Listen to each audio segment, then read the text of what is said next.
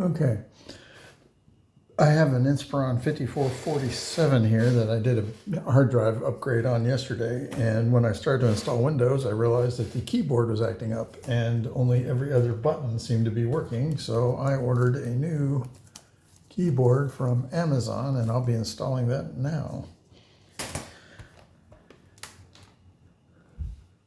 You start off by popping out the top tabs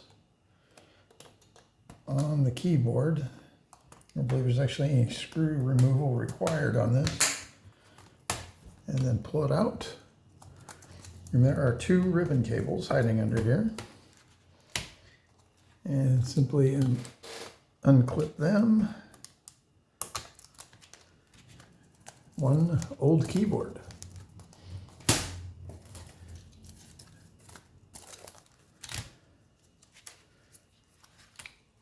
Conveniently, they marked up and down, so reinstall.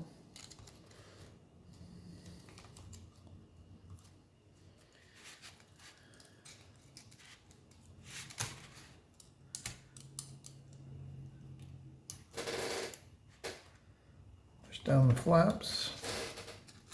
Hold the ribbon in place while you mount keyboard to mirror the fold. Press the keyboard down. Make sure it clips back into place. And you should be good to go.